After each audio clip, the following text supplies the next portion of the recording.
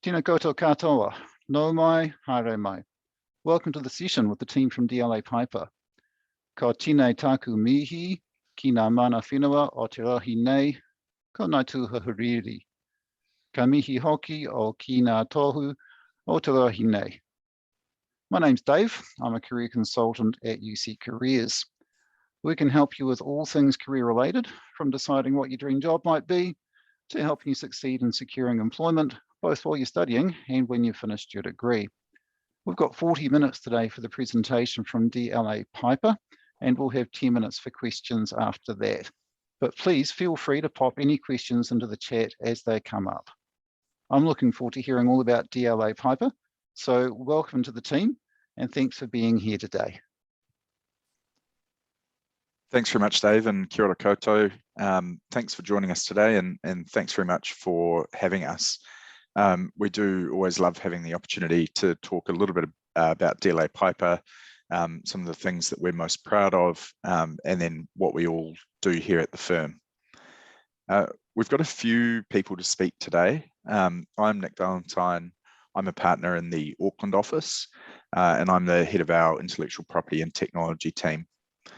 I'm going to give you a little bit of background about the firm, and then what I do as a technology and data protection lawyer, sort of on a day-to-day basis.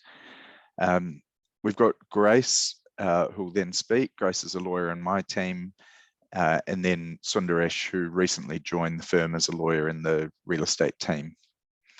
As Dave said, there will be some time for questions at the end, but do feel free to pop questions in the chat. And maybe Clem, if you could just feel free to jump in, and if I miss a question, just feel free to ask me, or ideally maybe throw Grace or Sundaresh under the bus and put it to them. Last year, we were fortunate enough to come down to Christchurch for a careers fair, one of the few sort of large in-person events that I've had over the last 2 years. And we really enjoyed it, really enjoyed coming to talk to students about the firm. But because DLA Piper hadn't been down to Christchurch for a few years, we found that a few of the people we were talking to didn't actually know that much about DLA Piper, which is why we've made a real commitment to spend a lot more time at Canterbury Uni and talking to Canterbury Uni students about who we are and what we do. So at a very high level, DLA Piper is a global law firm. We've got more than 90 offices in more than 40 countries all over the world. You'll see those little sort of dots on the map there where a lot of our offices are. But it's through the Americas, Europe, Middle East, Africa, and of course, Asia Pacific. Just to give you an idea of the scale of the firm, we're usually in the top 3 firms globally in terms of revenue. And in 2020, which I think is the most up-to-date figures I've got, 2020, we had more than $3 billion of revenue.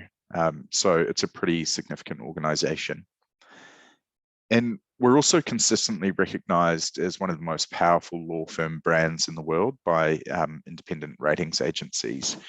So the most recent rankings for 2021 had us in 2nd place, so the 2nd most powerful law firm brand in the world. In terms of what we aim to do, we really do strive to be the leading global business law firm.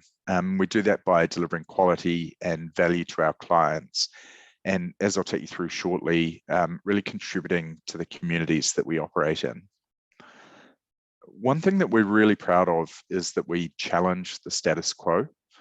Although we operate globally, we're still very much locally connected. And that's because our approach is that trusting collaborative relationships with our clients and with each other are really at the heart of our success. The legal industry is going through some fundamental changes at the moment, and we're adapting to those, and we're really a market leader in embracing those changes. And we're proud of the fact that we're redefining the structure and approach of the traditional law firm, particularly here in New Zealand, where we're one of the only global law firms. As you'll see throughout the presentation, we work with a really diverse range of clients across the world. And the deals that we advise on are often complex and challenging. which go across various practice areas or teams or types of work, but also crossing borders, languages, and various legal systems, which presents challenges which we all really enjoy. Our global workplace does have a lot of significant benefits. Sorry, I'm just, computer's frozen. On a day-to-day level, it means that you can call a colleague on the other side of the world and you can get their advice and be able to count on their support and service delivery. We have a bit of a mantra that a treasured client anywhere at DLA Piper is a treasured client everywhere. So if we ask someone in, say, the US or UK to provide some advice for one of our local clients, we can be sure that they're really going to prioritize that. And we do the same when we get international referral work in. When I talk a little bit about what I do, you'll see how important the global connection is for my practice and the types of work that I do, because I am really talking to our international officers on a daily basis. So it's not just something that we pay lip service to, it is really part of DLA Piper's DNA. Having the global network means that you'll have the opportunity to build strong relationships with lawyers from every corner of the world. And it means you can take on global, cross-border, multi-jurisdictional projects and gain international experience and training. In a normal world, sort of pre-pandemic and hopefully what we return to soon, we do a lot of international travel. So we've got a flash secondment program that a number of our people in New Zealand have been on, which is a 2-week secondment for junior lawyers, junior to intermediate lawyers, to another DLA Piper office. So we've had people from New Zealand go to Johannesburg, Edinburgh, a few other places. I personally, since I've been at DLA Piper, I've been to London twice, one for a training academy and one for a global intellectual property and technology conference. I've been to Sydney a lot for various conferences, Melbourne a number of times.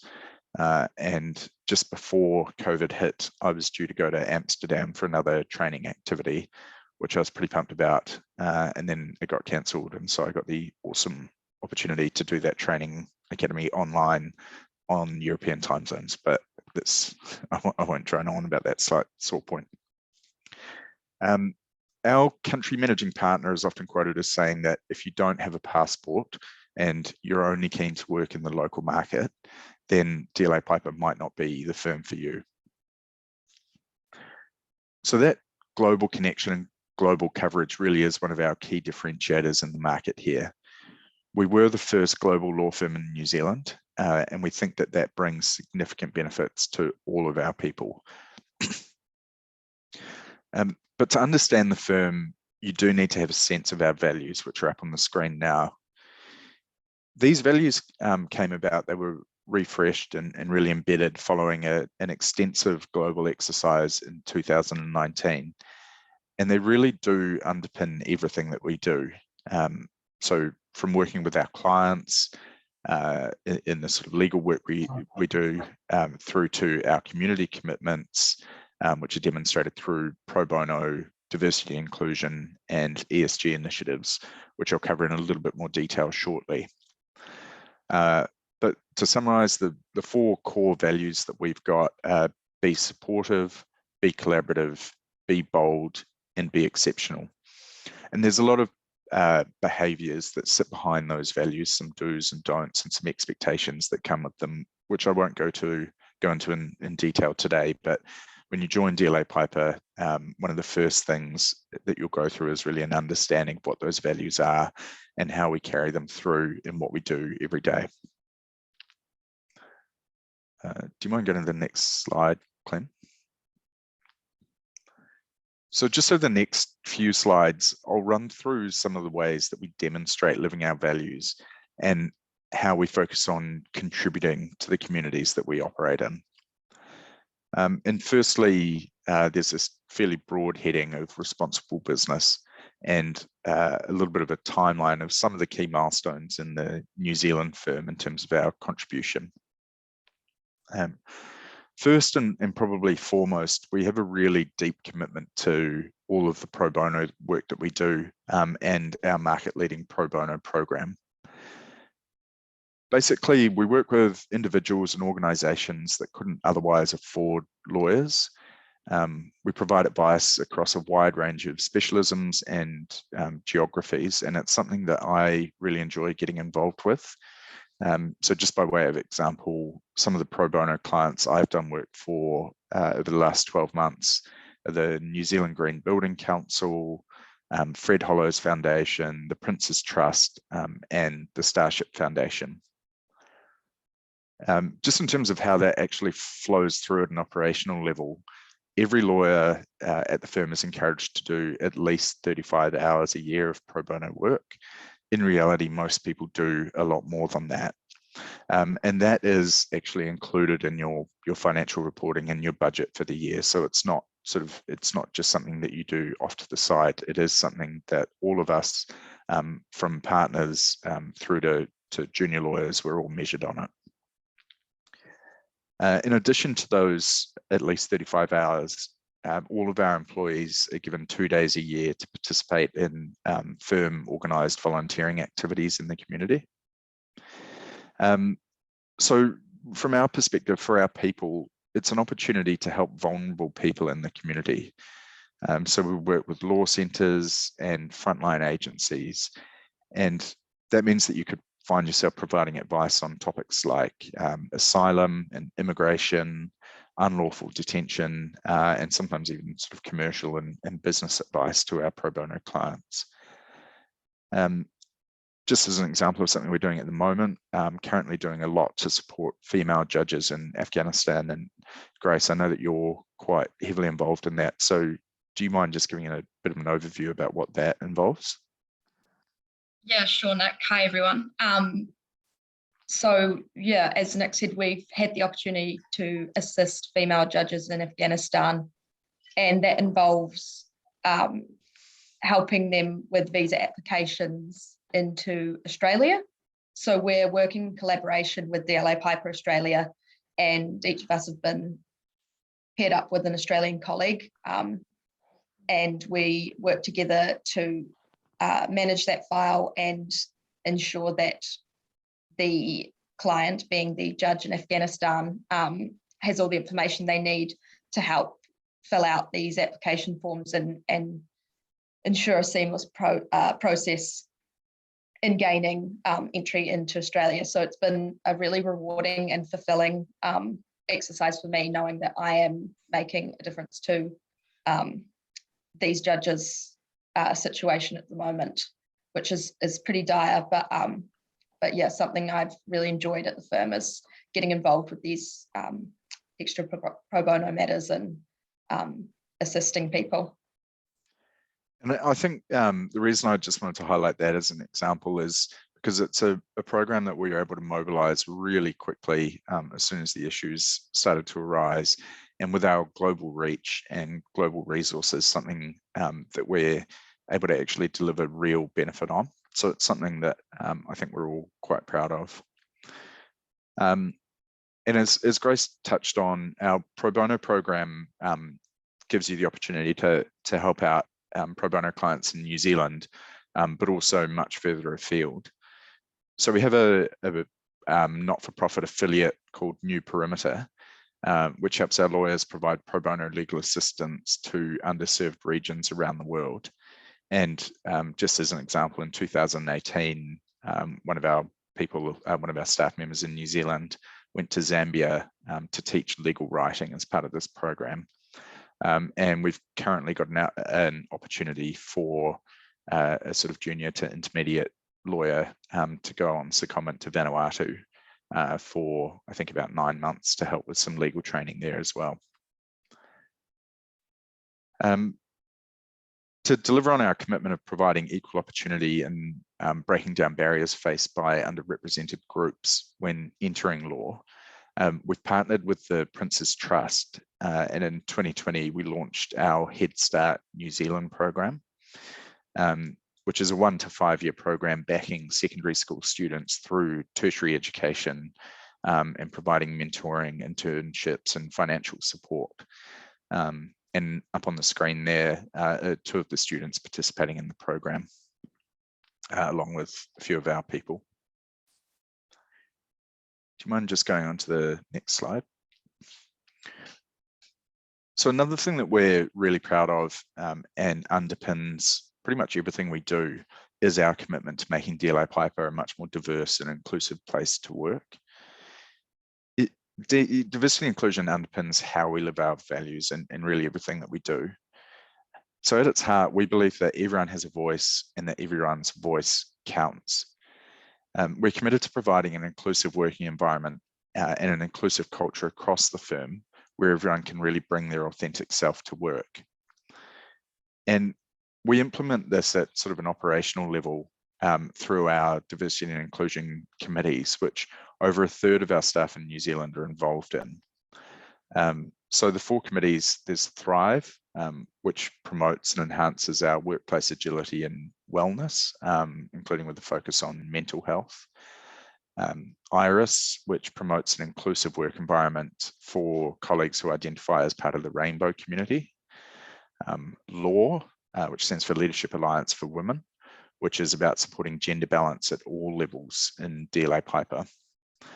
And finally, HIP, which is the Heritage and Identity Project, which is about enhancing the inclusion of all races and cultures, while with a New Zealand flavour, recognising the uniqueness of Māori as tangata whenua.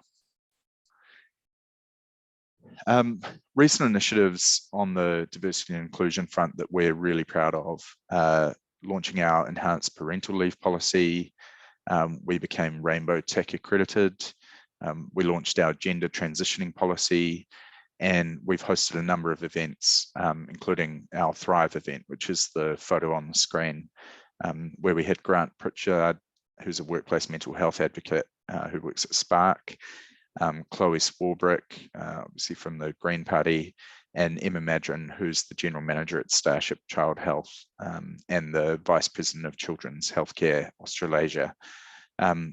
All come together as part of a panel and speak to the firm about health and wellness.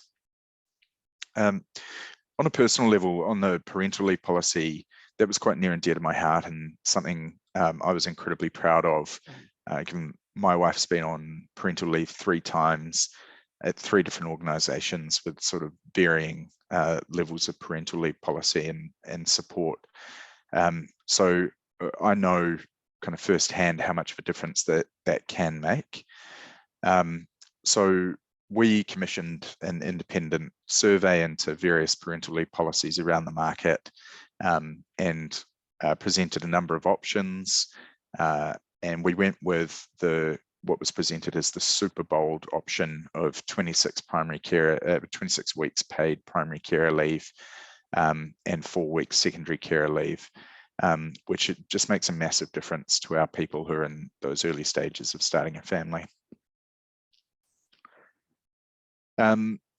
Yeah, and finally on environmental sustainability and governance issues, we really do strive to be a leader in this area. So we undertake initiatives to reduce our own operational environmental impact.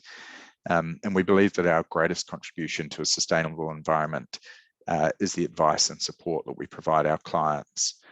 But we do also make an active contribution to the international climate policy discussions and the development of investments into low carbon technology and infrastructure.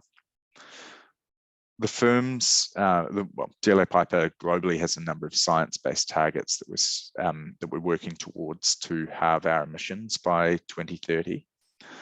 On the slides, there are a number of the initiatives that we're working on. What's not there is that earlier this year, we became the first law firm in the world to sign a corporate power purchase agreement, which basically helps fund the construction of a solar farm in the UK, which will then put power into the UK grid and help power 15 DLA Piper offices in the UK and Europe. So that's just an example of where we really do put our money where our mouth is on these sorts of initiatives. Do you just want to flick forward, Clem? So just looking at sort of what it's like to work for DLA Piper and the practice areas and the teams and the types of work you could do. It's really important, just as a kind of threshold point, to understand the difference between the practice areas that we've got on the right-hand part of that slide and the global sector teams. So looking at the practice areas, as I mentioned at the start, Grace and I work in the IP and technology practice group, and Sundaresh works in the real estate group. DLA Piper is a full service firm, so we operate across all the teams that you'd expect to see in a corporate law firm. So we have corporate, which covers like mergers and acquisitions, and corporate advisory work, tax, employment, finance projects and restructuring, litigation and regulatory, and resource management. So the practice areas are really kind of internal facing, how we divide up our teams in terms of areas of expertise and internal reporting and accounting, etc. But our clients don't operate in sort of neat little practice groups, and they don't come to a full service firm like DLA Piper because they just need tax advice or they just need IP advice. Our clients work in particular sectors, and that's why we have our sector groupings. Those are external offerings which cover most, if not all, practice groups. And just an example of how that works in practice, one of the firm's largest local clients is Foodstuffs, New World, Pack and Save, Foursquare, and Gilmore's. So they obviously operate in the consumer goods, food and retail sector. But we advise Foodstuffs across IP and technology, finance, litigation, real estate, employment, pretty much every practice group. So we present to Foodstuffs a team of sector experts that work across the various practice groups internally. So really, when you look at our client offering and most of the collateral that you'll find on the website, it's first and foremost focused on sector. And sitting behind those sector groups are the various practice areas or areas of expertise. So just before I hand over to others, looking a little bit at what I do. So I joined DLA Piper in 2018. Before that, I spent about 6 years in a technology and telecommunications team at another firm based in Sydney. And before that, I had 3 years in a litigation team at another New Zealand law firm. My focus is technology transactions, data protection, and cybersecurity. So on the technology transaction side, that's anything from a really large kind of whole of business process outsourcing or IT outsourcing, through to smaller business as usual SaaS licenses and other IT procurement. The data protection and cybersecurity parts of what I do can sort of be divided into two categories. There's front-end advisory work, which essentially helps our clients understand and comply with privacy laws and build cyber resilience. And then the second part is data breach response, which is essentially helping clients navigate cyber incidents. So for example, we're often called in to help clients if they suffer a ransomware attack. Some of my key clients I'm working for at the moment, Amazon. We get a huge amount of work from Amazon. Foodstuffs I mentioned earlier, Partners Life Insurance, Levi's, the jeans people, Westpac. Strangely, we do a huge amount of work for the German car manufacturers like Porsche and Audi and Mercedes-Benz, who I haven't been able to convince that payment in kind would be a good option. And locally, we do a lot of work for Auckland Council as well. So a lot of local clients, but also a lot of work I do comes through the global firm, which really highlights the importance for me of our global coverage. So I do speak almost daily with the technology and data protection team in Sydney, because we're often providing combined Australia and New Zealand advice to clients that want to roll out new products or just enter the market in Australia and New Zealand. And I get a lot of work from our team in Hong Kong because they're often the sort of first point of contact for clients that want whole of APAC advice. So they'll sort of engage us for the New Zealand advice, and lots of data protection advice in particular for our EU offices and UK offices. So I've gone slightly over the time that was allocated to me. So rather than running through more examples, I might just throw to you now, Grace. Yeah, thanks, Nick. Hi, everyone. So I am a solicitor working in Nick's team, and he's summarised what we do pretty well. I'm also a fellow UC student, and I started DLA Piper at the end of 2020. So as a junior in the IP team, which forms part of the wider corporate commercial team, I get a huge range of corporate and commercial exposure. Our team's also a bit of a catch-all, so we get a lot of cool and interesting things that don't necessarily fit into your typical intellectual property and technology team, but that is our main focus, is intellectual property and technology. So by way of example, things I've done recently is drafting services agreements for tech companies. I'm not sure if you've heard of PB Tech. They're a local technology company, and that's really helped with sort of improving drafting skills and technical skills and just a general commercial awareness about how businesses operate and different ways they can operate. And then also providing privacy advice for clients like, as Nick mentioned, Amazon and Lego. So most of the time, this involves looking at international clients' existing privacy measures and making sure that they comply with New Zealand. So that's cool because we get exposure to a lot of international clients. And then I think the main thing that I wanted to talk to was the opportunities I've had on secondment at Hum Group and Discovery NZ. So I've only been at DLA for just over a year. And this has been an awesome opportunity for me. For those of you who don't know, a secondment is essentially where you're contracted out to the client. So it's as if you work for the client as in-house counsel. And that's been really great to learn how businesses operate and really get in the thick of it. So at the moment, I'm at Discovery New Zealand, which operate a number of TV channels. That includes TV3.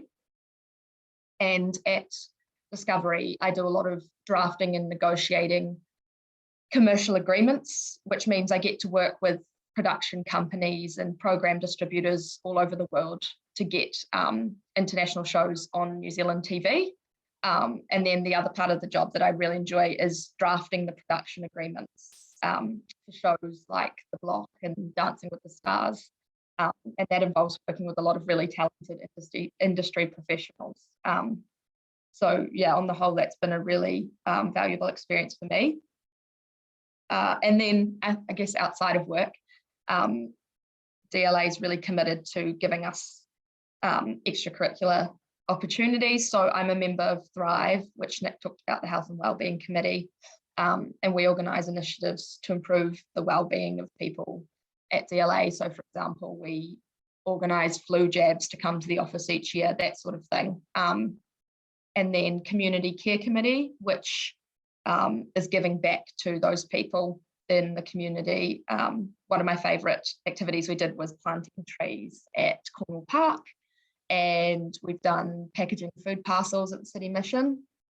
And that also provides a really great sense of fulfilment because you can give your time to something where people really appreciate it. And I'm also on the social committee where we plan all our Christmas party and mid-year party events and make sure there's opportunity to play social sports and just really bring that extra aspect to the workplace, in that you're not just at work to work, but to socialise and meet people and network and that sort of thing. And then finally, I am also involved with a bit of pro bono work. Up on the screen, it's got RILIS, but essentially that service assists refugees who have either permanent residency or citizenship in New Zealand, and they're looking to get their family to come to help.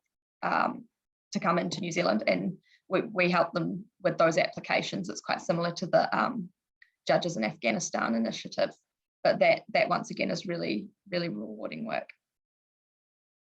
And I think that's me for now, and I'll pass it on to Sundaresh. Hello.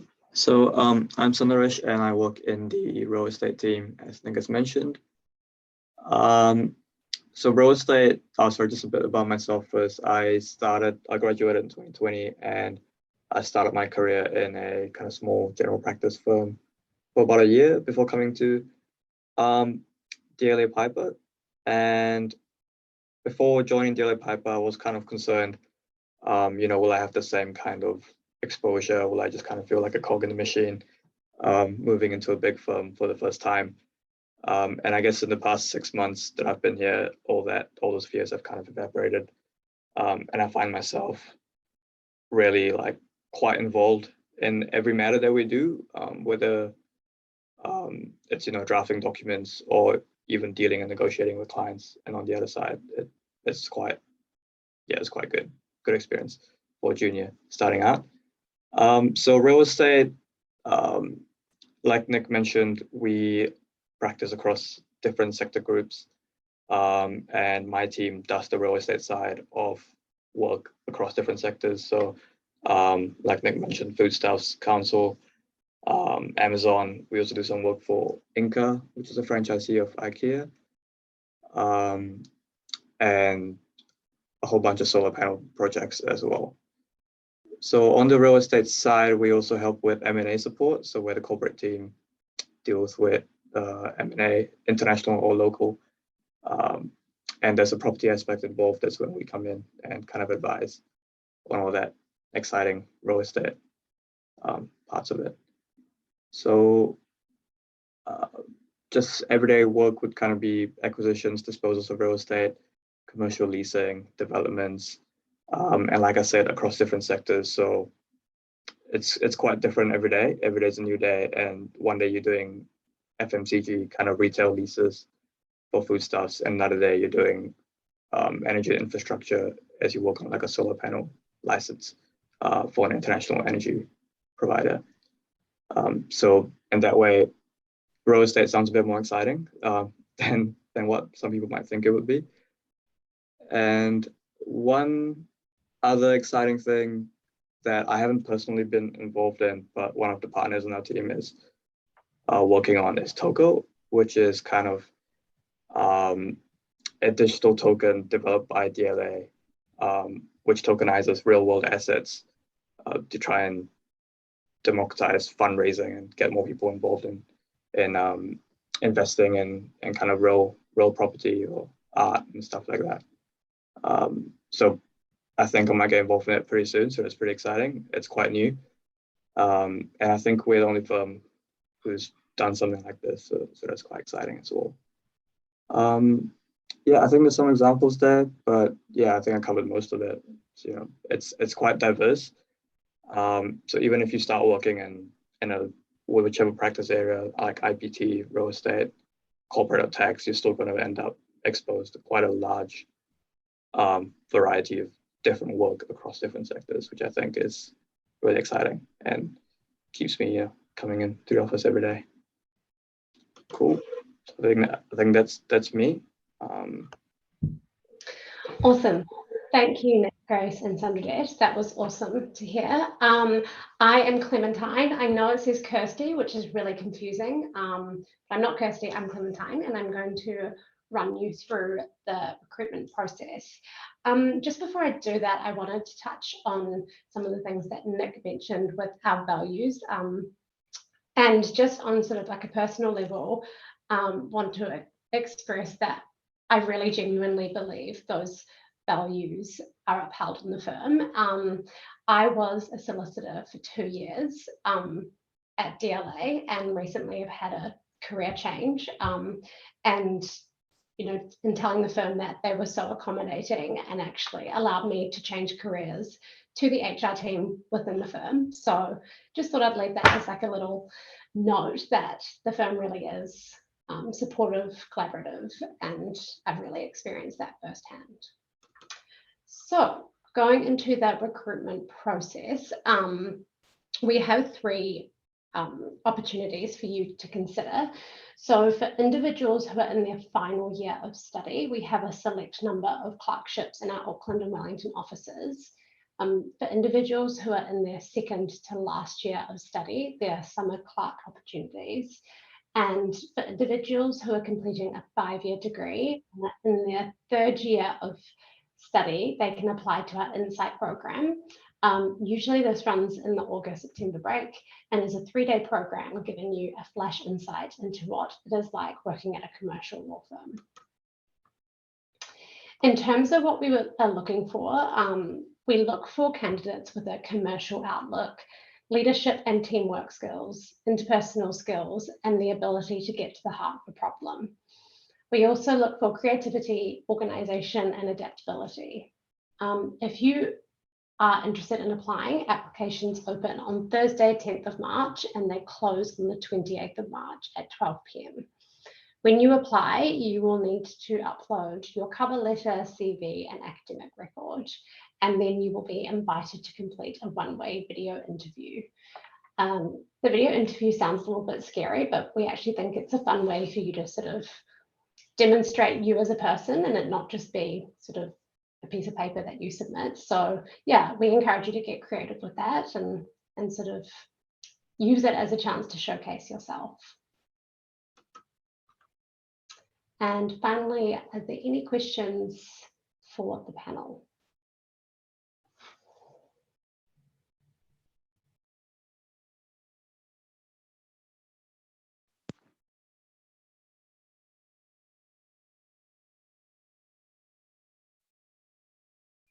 Obviously, everything was super clear. Yeah, covered it all off. Awesome. Well, you'll see up on the screen Kirsty's email. So if you have any further questions about the recruitment process or just anything that pop up after you jump off this call, feel free to email Kirsty. And thank you so much for dialing in. Thanks very much to everybody from the DLA Piper team. That was really great. Lots and lots of information, which I'm sure the students have found really helpful. So thank you again on behalf of the students. Thanks very much, Dave, and everyone for dialing in. Thanks, Dave. Thank you.